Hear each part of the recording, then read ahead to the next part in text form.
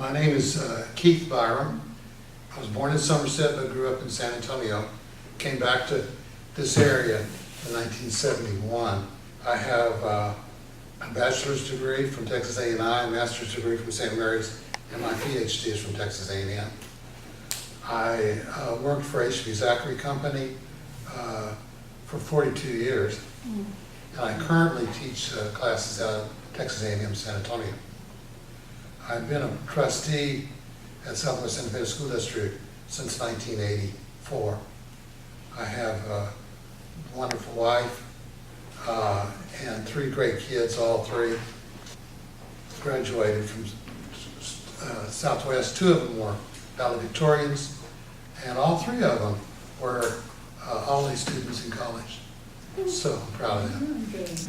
What do you teach there, and what was your doctorate in? My doctorate is exactly the same as hers. It was education administration. And wasn't yours education administration? And what was the other question? What do I teach at AIM? Yeah. I teach in the superintendent certification program. It's a master's degree level course. Dr. Hinojosa teaches in it as well. Oh, cool. And we prepare superintendents, school superintendents, to pass the certification test. In Texas, in order to be a superintendent, you have to be certified. Let me start off with telling you that, telling you a story about my parents. My parents, well, let me start off with, at the end of World War II, the Army sent nurses to the island of Okinawa just right at the end of the war, and the purpose of that was to, the nurses was to, well, they had a lot of soldiers to take care of after the end of that battle, but also they were using Okinawa as the jumping off place in the invasion of Japan, and they expected many casualties. I've heard up to 1 million casualties. They did not believe that the Japanese were going to surrender, that they would fight the last person. My mother was one of those nurses that went to Okinawa. My father was an A&M guy, went to the Army and fought in the invasion of France. And toward the end of the war, he too was transferred to Okinawa, and his purpose, he was an engineer. They were building the hospitals, it was actually Quonset huts, for the nurses that had been, and for the hospitals that were being built on the island. Of course, you know, you can imagine they were both 21 years old, and they were very fond of each other, but it wasn't 3 months until the war was over. They dropped the bomb in Japan. My dad, who had served in both in Europe and in the Pacific, was one of the first to be discharged and sent home. My mother had just got there, and so they sent her actually to the Philippines because they were still fighting in the Philippines, because the Philippines didn't know the war was over. I'm going to talk about the Japanese soldiers. The Philippines didn't know the war was over. And so they fought for, as you may know, for years and years, decades after that. And she was there because there were still casualties. But she was finally discharged, and on her way home to Wisconsin, she was walking through the train station in Chicago, and she happened to see, by accident, my father's CO, his commanding officer. And he saw her, and he says, "Have you called Dan yet?" And she said, "No, I don't know where he is, or I don't know his phone number." So he reached in his pocket, pulled out a piece of paper, and had her phone number. So she called him. He got in the car on Thanksgiving of 1946 and drove up to Wisconsin, Iowa, Wisconsin, and they got married that weekend. Very nice story, isn't it? And so he took her down here. Actually, other than going overseas, she had never been out of Wisconsin. So now she's headed to Texas. And she had heard a lot of things about Texas, and they weren't all good.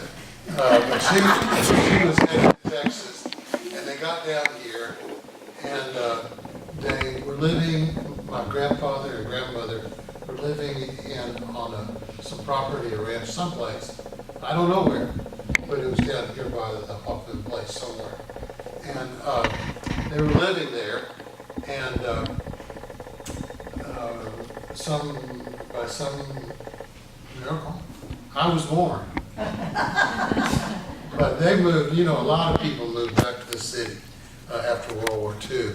And they were all excited about the new life they would have, being married.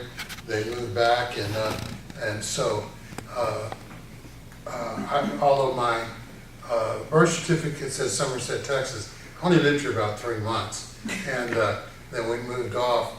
But my parents, for some odd reason, would send me to go to the country and stay with my great aunts.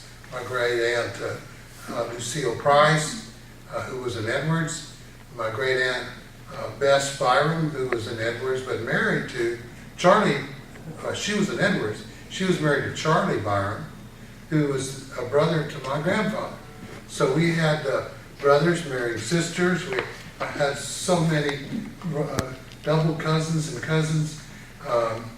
And they would tell these stories. I didn't have anything to do as a little boy. It was before television, or at least they didn't have one. So I'd sit there and listen to them. And my grandmother would say, you have rabbit ears. She'd tell me. I didn't know what that meant, but it couldn't have been good. So they would tell these stories about how my grandmother, my great-grandmother actually, got bit by a snake, and they took a chicken and cut it in two and put it on her foot, and draw those stories like that. You all had those stories in your family as well. How they were playing on the haystack and jumped off, and the pitchfork went right through my Aunt Hazel's foot. You may have known Hazel and Bob Bailey, who lived right here in Somerset for many years. And so I would meet people, and we were cousins, and I didn't even know who they were. But I had gained a interest in the family, the two families. One family being the Edwards family. As I think I probably mentioned, there were 10 girls and 2 boys. He was a farmer and a preacher, Reverend Thorne Edwards. Thorny Edwards. And on the other side of the fence was my other grandfather, great-grandfather, and he was Jasper Alexander Byrom. And he was a former Texas Ranger. And he also was a contract warrant person. He would give warrants to people, or he would go down to the courthouse. They'd say, go find this person and serve this warrant on them. That's kind of what he did. There was a really interesting dynamic between those two families. Thorny Edwards and his girls, they were strict as they could be. The girls could not wear blue jeans. Now, when the boys, there were only 2 of them, but when they would go out of their blue jeans, one of them would get the blue jeans, and they would hide them underneath the front porch, because Papa couldn't find them wearing blue jeans. They'd be very strict. On the other hand, Jasper Byrom, his wife had died when my grandfather was born. It was after 12 kids, so I don't blame her. But so the boys really didn't have a mother to lead them, and they had a kind of a fun-loving father. So we had this kind of thing where we had a real religious side and a real something other than that. Now they were all great people. So I learned about these two, and how cool is that? Having one grandfather who's a preacher and the other's a Texas Ranger. It was great, and we had a lot of fun growing up, and I know you all did as well. So I listened to these stories. I could not tell you that I remember. I probably mentioned to you the only 2 I remember about the rattlesnake and pitchfork. I don't remember those stories because I was only 4 or 5 or 6 or 7 years old. But I do remember how proud I was of those two families, how proud I was of the Edwards, and how proud I was of the Byroms. And so even though I didn't live in town anymore, I was just emotionally tied to Somerset. So I was proud of the families. And the other thing that I learned in listening to those sisters, they were all sisters, would talk. And the other thing I learned is how important the church was to them in their life, and how they had, many of the people in those days lived really tough lives. And it was the church that was able to bring them through, and the church that was able to keep them together. You know, when my aunts were old, and today we put them in nursing homes. My aunts, when they were old, they all lived together. They all came together in a house where there was like 10 of them. I don't remember how many, but I thought that was great. They were very involved in the church. They taught me to trust God as our Creator and Jesus as Lord and Savior. And I learned that, listened to them when I was 4 or 5 or 6. And so, even though I had not lived in Somerset, I felt like it was my home. And I moved back to Somerset, actually not to Somerset, but actually closer to I-35 and Kinney Road is where I lived. I moved there in 1971. So I've lived out here almost all my life, except for when I was in high school. So I'd like to visit with you in the next 30 minutes, and I'd like to talk about the two families in the context of the church, Somerset Baptist Church, because I've studied a lot about the church.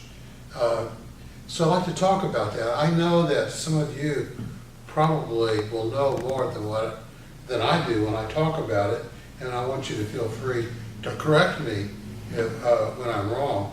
But let's start where it's, first of all, let me start with pointing out to everybody the different moves of what was called at the time, I'll get it here in a minute, Medina Baptist Church. It was Medina Baptist Church, and there were 5 different times that they moved. They were at Man's Crossing, down by Southwest High School, and the cemetery.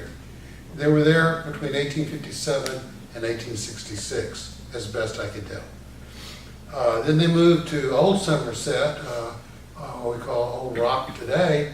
It was called Somerset then, from 1866 to 1892. Now, you will note that the history says that the Somerset, Kentucky people came in 1948. And so there is an issue there that we probably would take more time to talk out.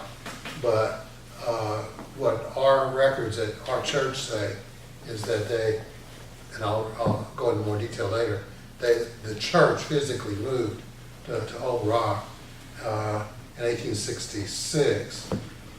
And so then they moved again in 1892 to Bexar, what we call Bexar. Some people call it Bear, and I tell them you're wrong, it's Bexar. My grandmother called it Bexar. To 1922. And then in 1922 they moved here to Somerset. And there were here 2 locations. One is down here on 5th Street, back that way. And the other is in their current location. 1962 they built, I wasn't here, they built a new meeting hall, and so that's where we are at today. And it began as Medina Baptist Church, and when it came to Somerset, several years into it, they changed their name to Somerset Baptist Church. So we think of ourselves as Somerset Baptist Church now. Now, I want to refer, as I talk about this, to somebody that you've heard a lot about, Sam McCullough. We have to talk about him because he did so much, really, even more than what we really know about. But Sam McCullough, as you know, was the first casualty of the first Battle of Goliad. He was a freed black slave. He had been freed by his father. His father owned he and his two sisters and 3 older women. They don't know exactly who his mother was. But when he came to Texas, they'd been in South Carolina and then into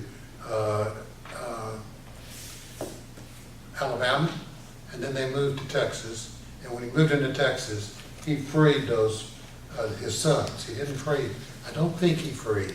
When I read this, they said they don't have a record of the older women being freed. And I have met his descendants, and they say that he never did. Those 2 women, right, they all considered themselves wives, but they never got married and they never were free. Now that's what they have told me. But he fought in that battle, and you probably also know he was the first casualty of the first Battle of Goliad. And in fact, he was the only casualty of the first Battle of Goliad. He got a ball right through his shoulder, and it took him a year to recover. And once he recovered, he applied for a land grant that was due him because he was a disabled veteran of the Texas Revolution. It was turned down, as I'm sure you also know, because the Texas Constitution had 2 clauses that really disqualified him.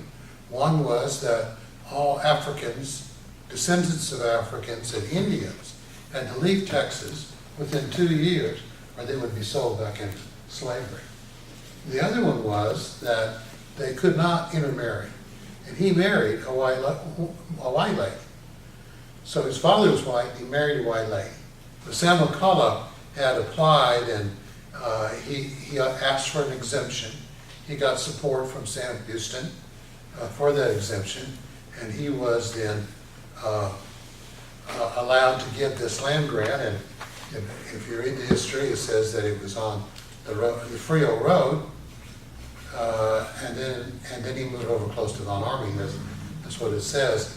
But the Frio Road location, I believe, and when I've seen the outline of his property, took in the Southwest School Complex and then the hill to the river.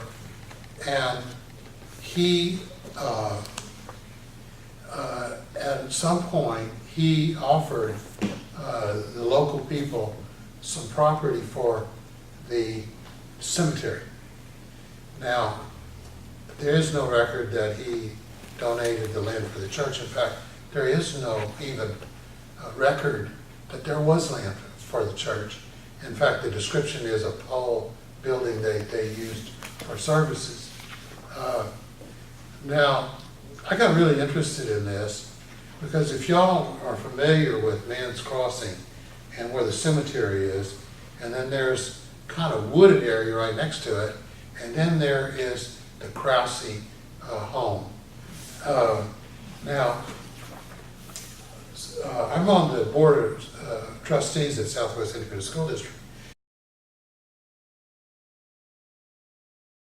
They were concerned about that Krause house, which is an old farmhouse. It's actually a log cabin that has a couple of extensions on it. And they were concerned that it would fall apart because it was already beginning to deteriorate. I always thought it was a great building,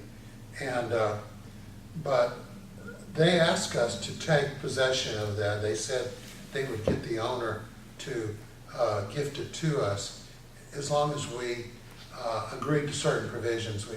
We had to use it leave it as a historical site. We couldn't destroy the building, et cetera, et cetera. So we took it over. But I was interested in that middle section of all the woods, and so I got them to buy that section, southwest, to buy it.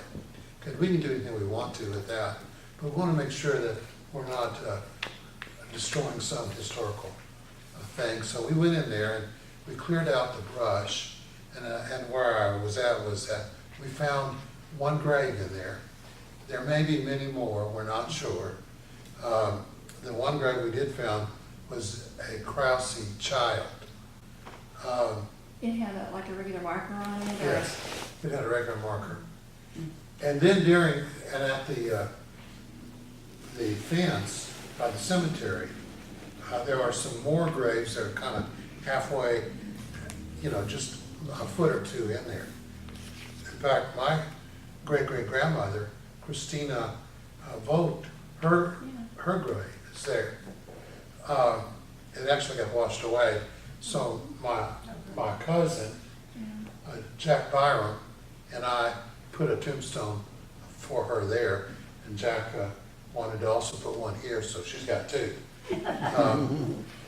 Now, I'll talk more about this later, but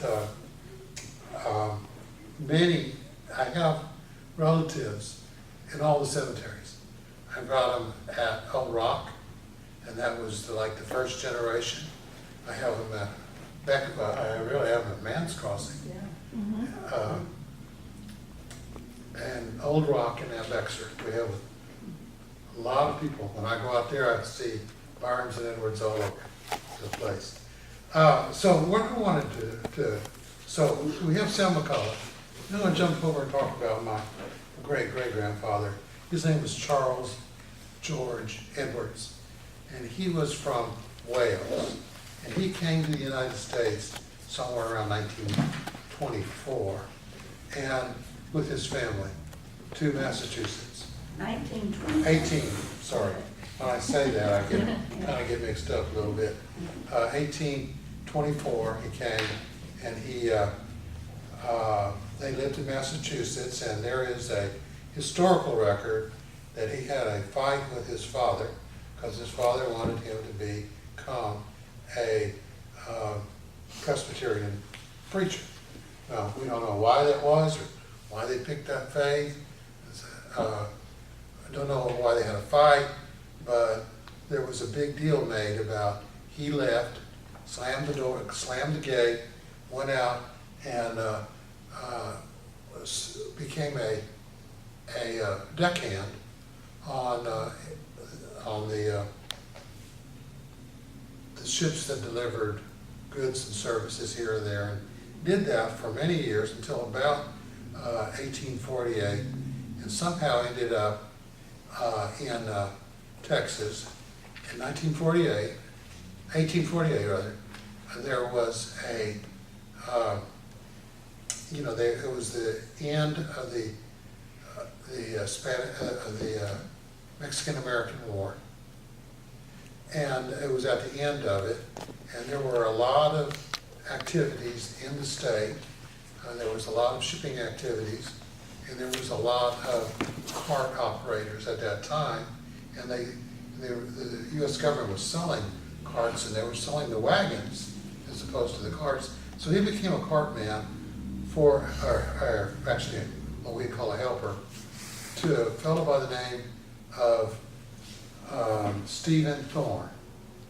Stephen Thorne, as I understand it, was from Seguin, and he helped him and for several years, and he met a girl by the name of Christina Vogt.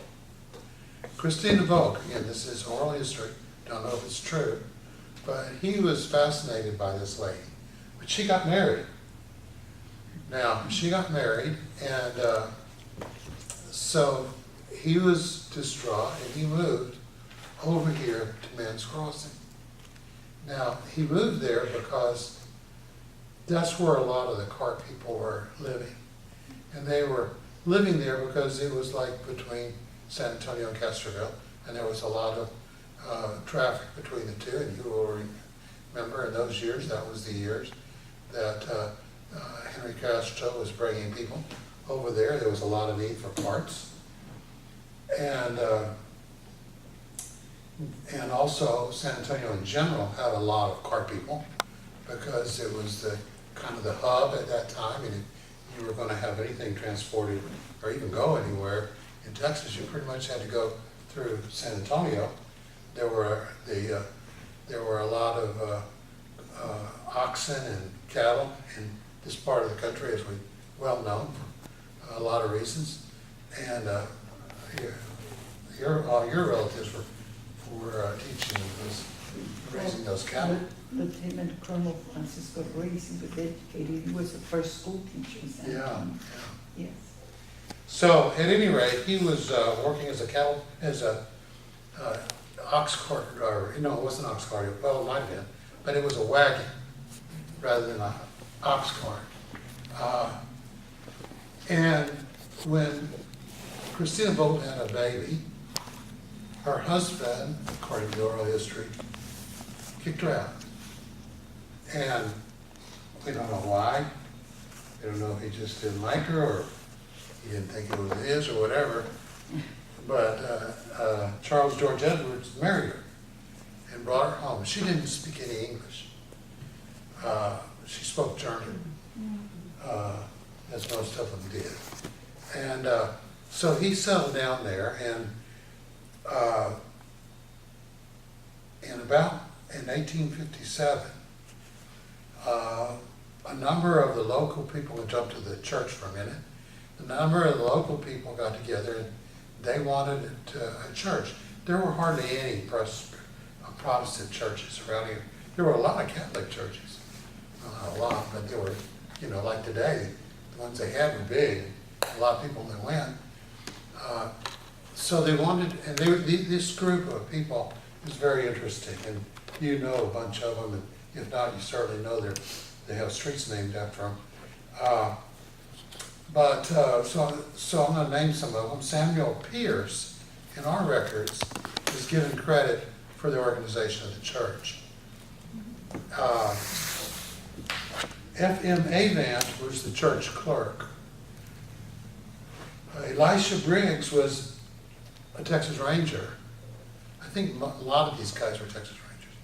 Because in those days, when the Indians came by and you jumped on your horse, you were a Texas Ranger. Yeah. They really didn't have a lot of records on them until the frontier battalions were created in 1874. But at any rate, in the history, and I have some of it here, in fact, I'll pass it around. You may have all seen this, and if you have, just keep passing it. Those are the 7 buildings that we were in, and back in the old days. But so you have F.M. Avant, Elisha Briggs, W.D. Johnson, J.B. Mann. There are others that I haven't mentioned, but those folks are the first ones listed in the book as being part of the creation of the Medina Baptist Church. If you've read that history, you know that they didn't really have a place to worship, but they certainly needed a cemetery, and that's when Samuel McCullough donated that cemetery, and they used a schoolhouse on the Smith property, it says, and they finally settled in a little piece of property. Now, Which way was the Smith property? on the other side of 1604, yes, on the other side. I'll tell you. Yeah. Anyway, so you have these people, and they start up this church, and they get the land from Samuel McCullough, and there were a number of people that lived around there. I'm not sure how religious Charles Edwards was, but I do know that in 1857, or I've read, that there was a drought in this country. And the drought was so bad, what I've read, that at least some of the witnesses said, they didn't get rain from February until September, late September. Now, there have been several years in my life where we haven't gotten any rain during that time, but we were always able to go to H-E-B and buy bread. But according to this story I read, they didn't even have there was no bread. They went through all the wheat, they went through all the grains. They began to send wagons to, I think, maybe Indianola, but maybe to Galveston or someplace. That trip was a very profitable trip, and they were able to, the people like Charles George were able to make a lot of money on those runs over there.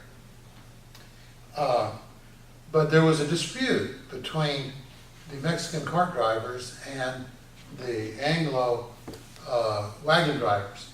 And the cart drivers had much smaller capacity that they could take, but the carts had been paid for years, and they've been passed down from family to family, and they had an advantage in terms of cost. But the Anglos who had the wagons, it was almost twice as that size or larger, and they had the advantage in terms of capacity. The cart issue is a very interesting issue. We don't have time to talk about it, but it's described at the time as the cart wars, as the Anglo cart wagon people began to harass the Mexican drivers and vice versa. And the history really shows that it was the Anglo guys. But some of the discussion was that it was a two-way battle. And so Charles Edwards was making a run, and close to Seguin, in 1857, they were attacked, and he crawled up underneath the wagon, and somebody went over and shot underneath the wagon, and hit him right here. And the description is that you could see him breathing through the hole in his side. They thought he was going to die. He himself said he didn't die because his heart was smaller than it should have been. It was 2 sizes too small. That's what he said. And so, but at any rate, Stephen Thorne took him to Seguin and then took him out here to Man's Crossing, and he recovered. It took him a year to recover. He couldn't do anything, any kind of work. And it was then, I believe, with the church there, that he turned himself over to Jesus as his Lord and Savior.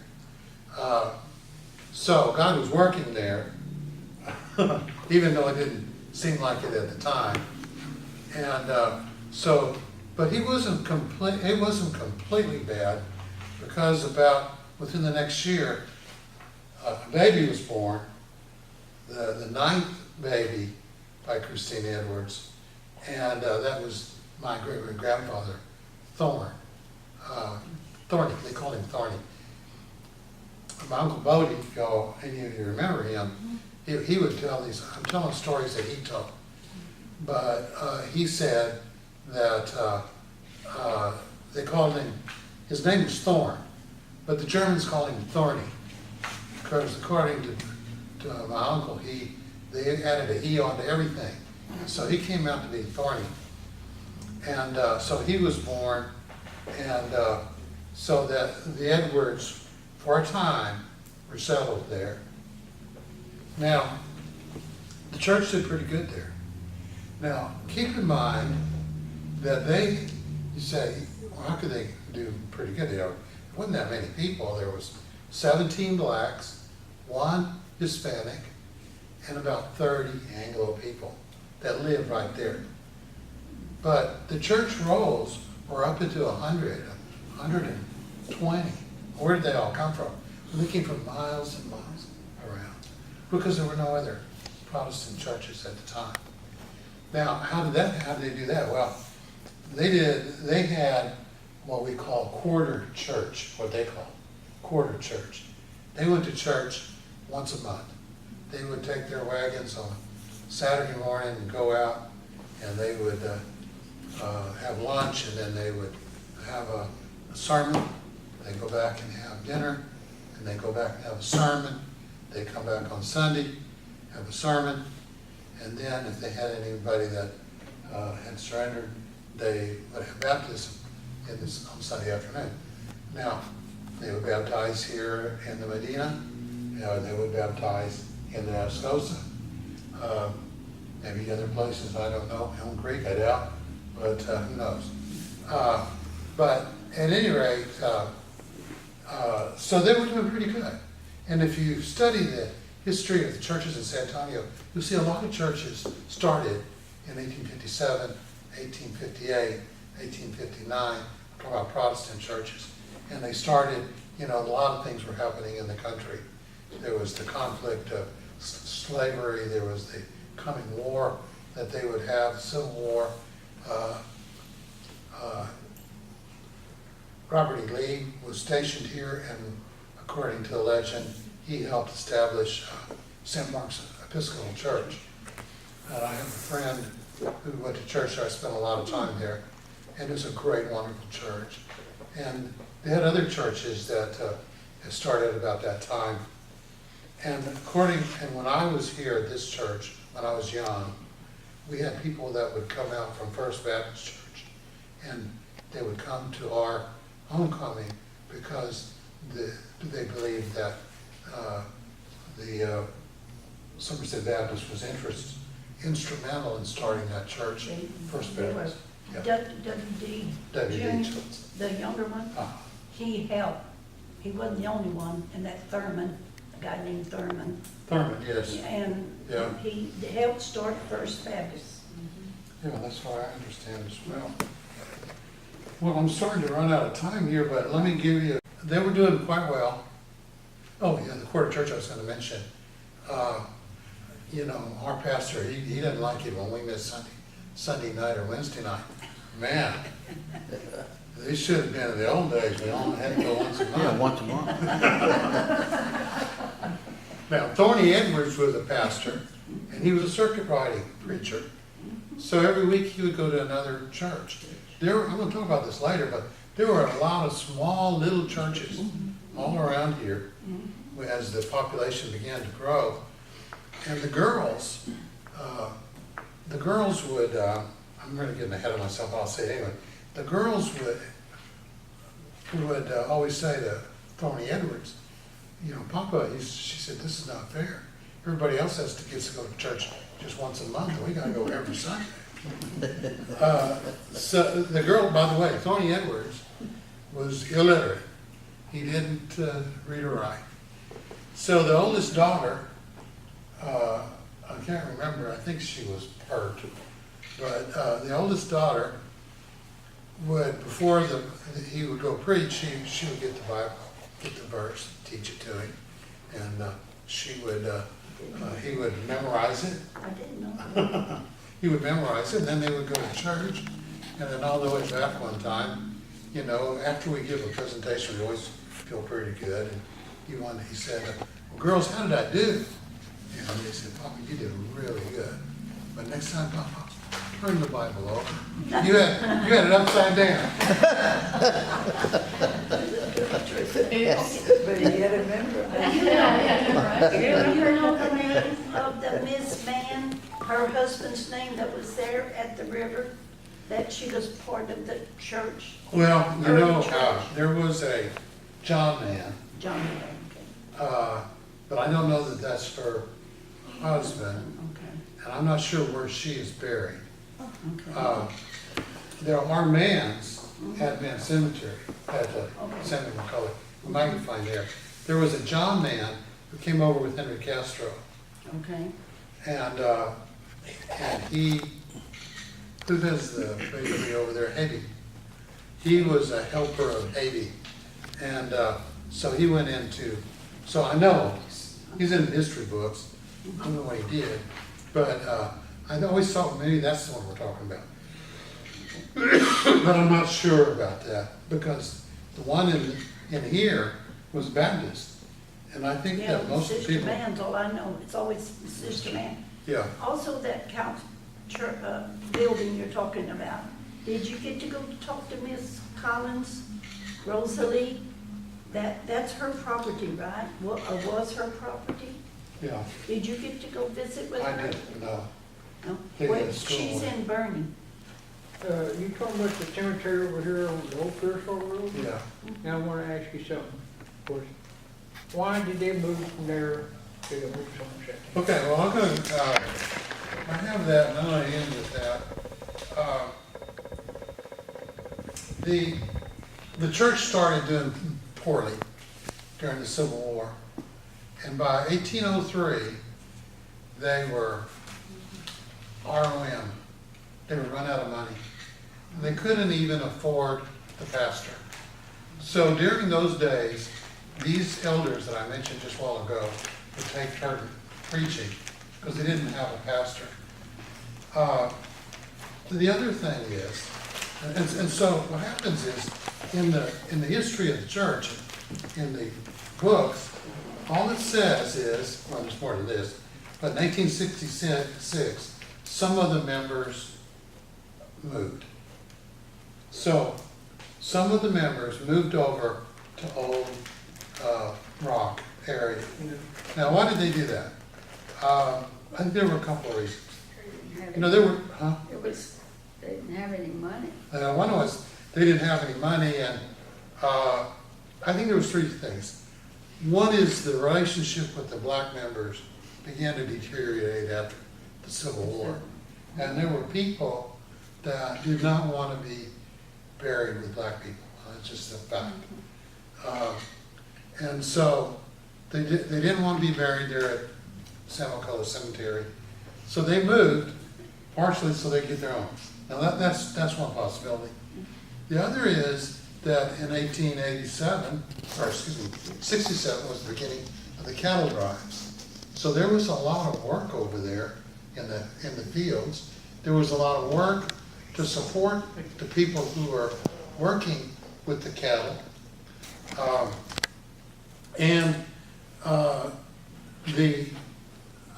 We think, of course, that the Somerset people from Kentucky were already there. And then just below there is Rossville, where the Scottish people live. Now, the book says that it was a hub of activity. And so maybe it was just an opportune time to go to a place that had more population. No, by that time, they already had a couple of general stores, they had Yeah. a grist mill, they had blacksmith. They didn't have any of that Yeah. at Man's Crossing. Right, and I think part of it is that county opened, Atascosa County opened then. Yeah. I think that had something to do with it. They didn't have nothing to do with the old McDonald town? McDonough came along after Okay. the move. And the history likes to point out that Man's Crossing is right close to McDonough. I never thought of it as being that close. But actually McDonough came along. It was really a well planned out town. And even if you go there now, you can see the streets were Yeah. rectangular. The same red rock. Yeah, yes. Where do you think Santa Ana crossed?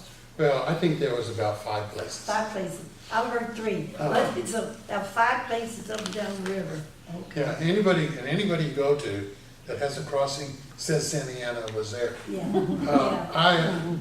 I worked for Bartel Zachary for a long time. And Bartel was convinced that this place is the Ubar Ranch, just off Highway 90, crosses the Medina. And he says they stayed there. The history says they stayed there. And everybody said it's somewhere close to Man's Crossing, but they probably crossed in several places. Several places, Because the army was so big. Oh, Now, about why, to the question, why they moved. yeah. I think that the Germans started coming in there and buying property. By Civil War, by land? Yeah. Okay. Now, one of the reasons I say that is because this is a personal story, when I ran for election over at Southwest in 1984, because John Watts was a great man and a great board member, far better than me, but I won. So, at any rate, he was kind enough to ask me to come over to his house, and I did. And I spent a lot of time, not a lot, but some time with him. And he would explain to me how the school board worked, what my role is, and what I should do and what I shouldn't. And then when it was over, he said, you know, he said, I want to tell you something you probably didn't know. He said, but you see this farm that we have right now? He said, my family bought it from the Edwards. So, so they think, yeah, small world. But I do know that a lot of the people that had German names, and then later on Belgian names, Yeah. came, you know, kind of in the wave after the Henry Castro way. I know that is that the Belgians and those guys, I know them pretty well, and they say, yeah, we got the worst land. But the rocks over there, close to 410, there are rock fields over there. Now, the further you go this way, you get into the black land, and then when you go out this way, of course, we know what we have out here. I don't know, and I don't even know that for sure, except that I do know the Germans were buying up land. Do you know what Thornby was known for? I mean, besides a nice guy and all those children. I don't know. My family, they tell jokes about him. And if they're saying a long prayer, they'll say, okay, Thornby. He was known for saying long prayers. That's what he was known for. At the dinner table. That's great. I believe that because my grandma still does. So he didn't get that class where they say the perfect sermon is you gotta have a dynamite beginning and a dynamite ending and have them as close together as possible. That's my family. See, they all were close to him, to Thorny Edwards. But anybody that's saying a prayer, a long prayer, somebody will speak up and say, okay, Thorny. Well, one last story about Thorny Edwards. He lived with Bodie Edwards, his son, and their place was almost like right in the middle between Lytle and maybe a little further close to Lytle. I think he probably considered it. Between Lytle And Somerset. yeah. It was on Briggs Road. Off of McConnell. If you go, I got a picture of him just before he died. if you take 2790, head off on McConnell and go down to Briggs Road, it's about halfway to Left Yeah. Road. And that's where I think Secular was. Mm-hmm. Well, Secular. So anyway, the story is that he every Sunday, the whole family would go out there after church and have Sunday dinner. And you probably know they didn't cook on Sunday. They had all cooked on Saturday the day before and brought it out already cooked. And so they every Sunday they'd all go out there, and there was still a lot of them here at that time. And as they came up, they would greet them, and Mr. Edwards, Thorny, would start crying, and he'd hug them, and you know, he just cried. And then when they come out, he'd hug them again, and they would just cry. They'd cry. And Bodie said to his daddy, he said, "Daddy, why is it that Grandpa cries when people come, and he cries when the people go?"